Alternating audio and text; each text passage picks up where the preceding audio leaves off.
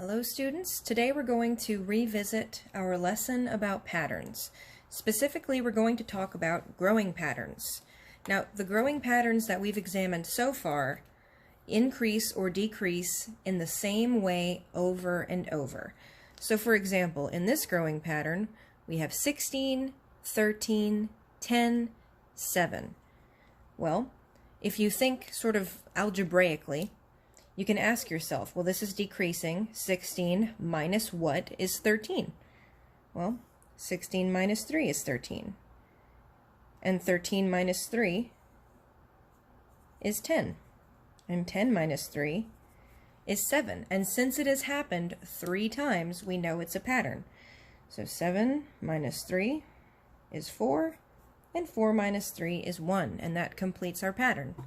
Now, there is another type of growing pattern in which the change isn't the same every single time. And here's my first example. We have 4, 6, 9, 10, 11, 14, 16, 19. Now, a growing pattern can change using any of the operations: addition, subtraction, multiplication, division. So the first thing you have to do is sort of discern what kind of change do you see here, an increase or a decrease? Well, I see an increase, so that means it's going to be multiplication or addition. So 4 times what is 6? Well, nothing. No regular whole number anyway. So we know we're working with addition. 4 plus what is 6? 4 plus 2 is 6. Now we have 6 and 9, but here's the problem. 6 plus 2 is not 9. 6 plus 3 is 9. So far we don't see that this is changing in a predictable way. We cannot yet predict what will happen next, but we can move forward and investigate. 9 plus what is 11? 9 plus 2 is 11. Okay, now we've seen something repeat, but remember, something coming back just once isn't enough evidence that we have a pattern. We have to see something happen 3 times or more. So let's see what happens next. 11 to 14. Well, let's use algebra. 11 plus what is 14? 11 plus 3 is 14. Okay. So this is good. Plus 2 plus 3 plus 2 plus 3. Let's see if it happens again. 14 plus what equals 16? 14 plus 2 equals 16. And finally, 16 plus what equals 19? 16 plus 3. So now we see the way that this growing pattern is increasing alternates. Plus 2, plus 3, plus 2, plus 3, plus 2, plus 3. Now we can make reasonable predictions about what will come next. 19 plus 2 equals 21, and 21 plus 3 equals 24. Now that's our first example. But sometimes in a growing pattern, you'll have an operation that is not addition or subtraction. So let's take a look. We have 3, 6, 5, 10, 9, 18, 17. So already we see that numbers are increasing and they're decreasing. So we could be working with addition and subtraction, multiplication and division. We don't know what combination we're working with yet. So let's try. 3 plus 3 equals 6, but I don't know yet if that's what's happening. How else could 3 get to 6? 3 times 2.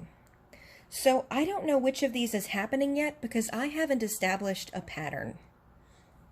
So 6 and 5. Well, there's no division problem that'll get me from 6 to 5, not with the whole numbers we're working with, so that must be subtraction. 6 minus what is 5? 6 minus 1. And now we have 5 to 10.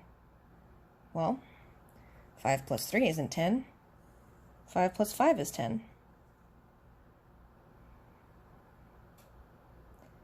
Can I use a multiplication problem to get there? Yes. 5 times 2. Okay.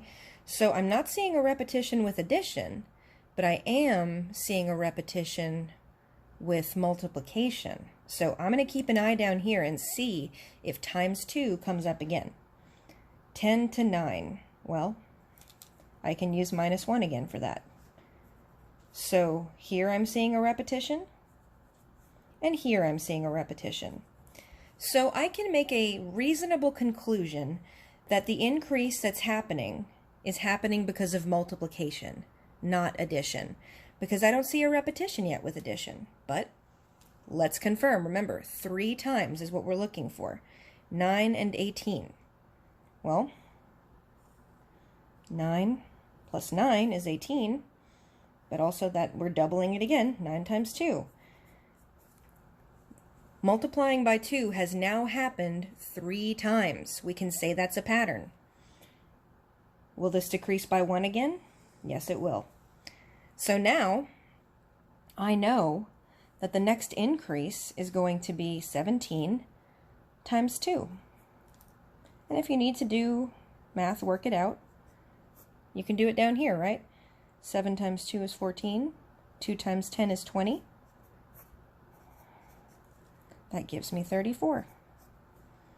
And finally, 34 minus 1 is 33. Now I've completed the pattern. Oh, sorry. There you go.